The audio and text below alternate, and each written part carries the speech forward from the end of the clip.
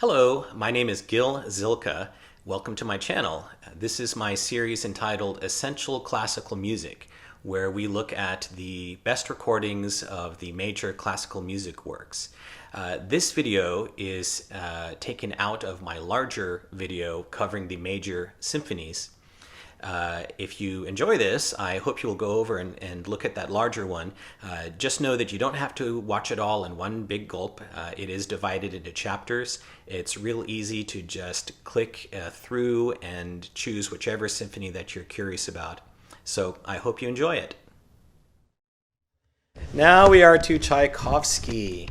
Of course we have to talk about Tchaikovsky. He wrote 6 symphonies, but it's the last 3 that he's really most known for, especially number 6, the Pathetique. That's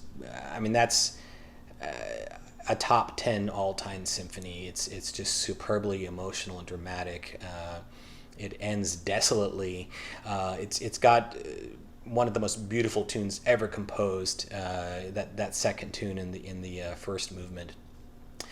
So let's dive into these symphonies. They often come together as a set, and I actually do recommend a single set for all 3 of them as your first choice, and that is from Evgeny Mravinsky, Leningrad Philharmonic, one of the classic recordings of all time, because you have the combination of a great Russian conductor and orchestra with fantastic Deutsche Grammophon sound from 1960.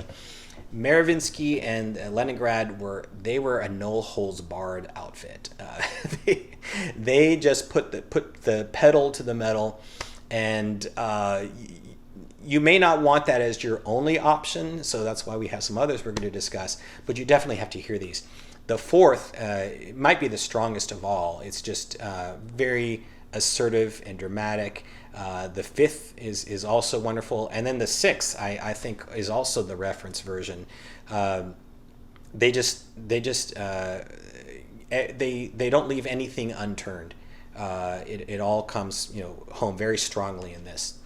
Now, however, you might say that they overdo it a little bit, and in that case you might want to also have the Karajan Berlin Philharmonic recordings from the mid-70s.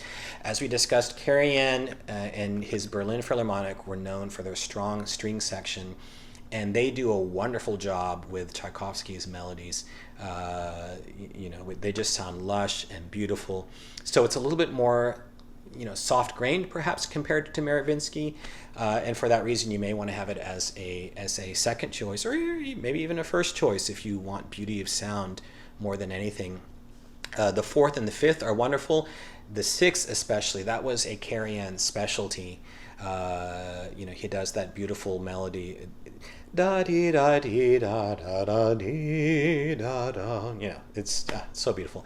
But then that movement ends. It's just one of the most perfect movements ever composed. It ends with that wonderful drama, and then the final movement is the one that's just sounds like inconsolable, just really sad.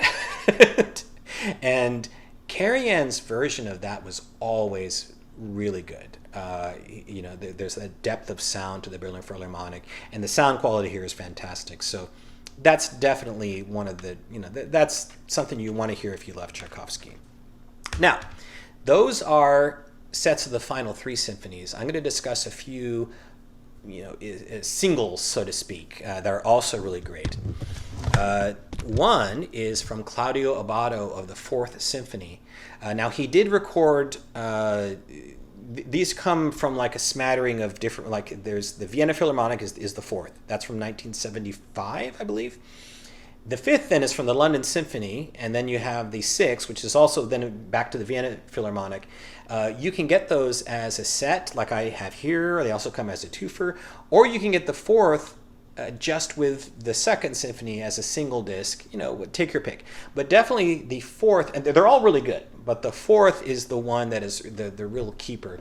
Abbado starts it somewhat patiently, But the Vienna Philharmonic plays beautifully, and then he really hits those climaxes. He really hits those spots, and he has a real exciting final movement. By the way, that final movement is nuts in the Mravinsky recording of that Fourth Symphony. That's just really something. But Abbado, he does really well with it too.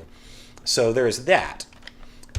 Also, a couple of more vintagey recordings. These come from Ferenc Fricsay. The fourth comes from 1952 with the Berlin Radio Symphony Orchestra, and then the fifth comes from 1949, as the date so clearly states here. There it is, with the Berlin Philharmonic. And actually, these are both mono, but they sound really good. Kind of like that Furtwängler Schubert we were talking about earlier. They're Deutsche Grammophon studio recordings that still hold their own. And Fricsay just brings that visceral excitement that he brought to basically everything he conducted. There's a grittiness here, and just a suaveness with the way he conducts Tchaikovsky. That's really great. Another conductor we want to talk about is the old-fashioned romantic Willem Mengelberg. Now, these are from the 20s. These are actually from 1928 to 1929, and this is the fourth and the fifth together. And these are just wonderful. He, like I said earlier, he was very flexible and romantic, you might say idiosyncratic, but it really fits with the Tchaikovsky. He really understood the music well. And to be honest, if I was to have one performance of these symphonies to hold on to, if I didn't care about sound quality, it would be these, actually. The sound quality is not bad, but it's not great either. It's what do you expect? It's the 1920s. But as for performances, these are ones to savor, for sure. All right, so that is the Fourth and Fifth Symphony. I want to talk now about some singles of the Sixth Symphony. You have to. It's such a great work. You have to talk about more versions of this. And starting with Giulini and the Philharmonia in 1961. We talked about earlier, Giulini was a very spiritual conductor. He tended to conduct things more expansively, and he does do that here. He starts it more gradually. He's not like Mravinsky, he's not as assertive, but this one really is powerful. It really brings home the greatness of the symphony, and you could argue that this is really a top choice for this symphony. I would, and the recording quality is very good for its time, 1961. So there's that. Closer in time to us here in 2023, we have this one. This is Mikhail Pletnev and the Russian National Orchestra. Now, he came out, the same group came out in 1991 on Virgin with the Pathetique Symphony, and that one was very celebrated. This one is very similar.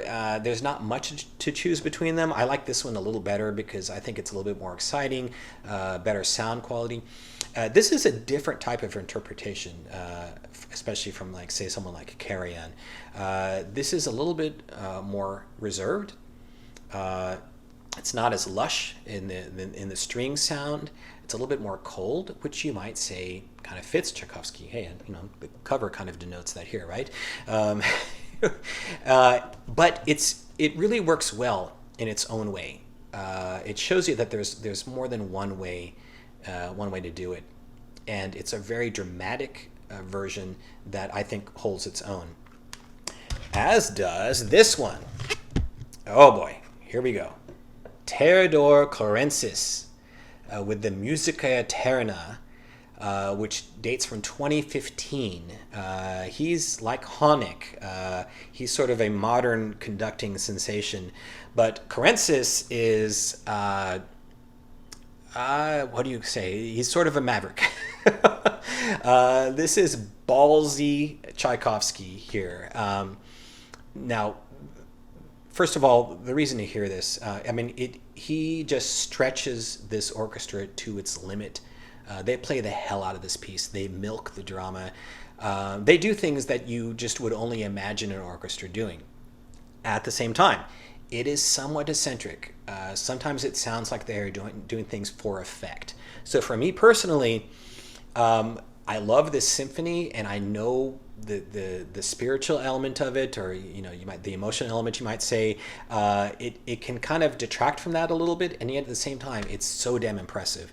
And it's also emotionally impactful in its own way. So for those reasons, I do recommend this, and it's obviously immaculately clean recording technology from just less than a decade ago. So there's that. Now let's talk about some vintage versions, and I'm going to start first with Frank Fricsay. Two versions to talk about. He actually has a third one too. That's on Orfeo, but these are on Deutsche Grammophon. And the amazing thing is how different these two versions are from each other. It's almost like if you've ever played golf and you've hit a shot that went way to the left, and then your next shot you went way to the right because you're overcorrecting. It almost feels like that here because, first of all, this is the Berlin Philharmonic 1953, and it is incredibly exciting, very intense. It caused kind of a sensation when it was released. The one thing I would say about it, however, is it could breathe more. Like, for example, that theme, that beautiful string theme in the first movement, it almost sounds kind of prosaic in this version. It's kind of run through quickly.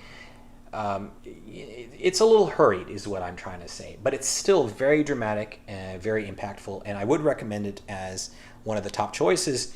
If I didn't like this version even better, and this is from 1959, his stereo version with the Berlin Radio Symphony Orchestra. And like I was saying, it's almost like this is a correction from that performance, because here, if anything, that theme in the first movement is eccentrically slow all of a sudden. I think I've read that this performance actually, I've never timed it, but I think it takes like a full 8 minutes longer than that first version. But it is just one of the great pathetiques on record, and it's very well recorded, which adds to its appeal.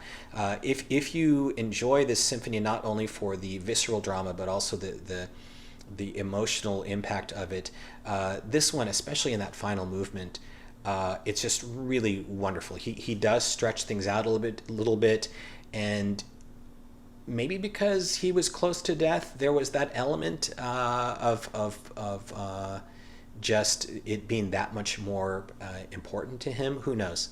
But it's really a special recording. Oh, look who's here. My cat Claude decided to make an appearance. I think he wants me to end this thing. All right, we'll be done soon. All right, just be patient. All right, so that is Fricsay. And I only have a couple more to go. One more vintage recording. It's a rule. If you listen to classical music, you have to own a cat. I don't know why that is, but it's just something. Okay. So this one is from William Steinberg, a conductor we've not talked about yet. This is with the Pittsburgh Symphony, 1954. Steinberg was one of those under-the-radar people who wasn't as flashy and wasn't as well-known, but he was really, really solid. And this Pathetique is a really, it's a really solid interpretation. It checks all the boxes. It brings home the lyricism, the drama, incredibly played. And I have to add, this series of recordings, Capital Full Dimensional Sound, it's another one of those vintage recordings that, even though this is mono, so it's not super great, it's somewhat limited, there's a detail and a vibrancy to these recordings that is just wonderful. So this is recommendable. However, for the Pathetique, I still have to go back to, as an interpretation, Furtwängler. His 1938 studio recording was very famous in its day. Even Toscanini liked this performance, allegedly. This was with the Berlin Philharmonic. It's a studio recording, so for its time, it sounds pretty good. It's pretty clean. It is going to be somewhat limited. This is, again, one of those Dutton transfers, so it's very clean. And Furtwängler just had a way of ennobling this music. Not that others didn't, but he did it in a way that was, he combined all the elements of the drama. He definitely was not like Mravinsky. It's not as assertive, especially this recording compared to his later one, which I'll get to in just a sec. This one is very patient, very eloquent, and in that sort of understated way, it brings home the emotions. It's just gorgeous. The way the way he paces everything and his understanding. He was, again, an intuitive conductor. He just understood the emotions of the work and how to just communicate it in that way that you can't, it's just hard to explain. However, I would say perhaps you might, there's a stronger case to be made even for his later one, but it's a little bit noisier. This is from 1951. It was recorded live in Cairo with the Berlin Philharmonic. The recording is noisier, but it is more present. It's also kind of scratchy, but it is more present. It has more body to it than the earlier one. This one, the emotions hang out more. I would say the first one maybe arguably is better balanced, but this one just really, I mean, listen to that third movement. It's just crazy the way he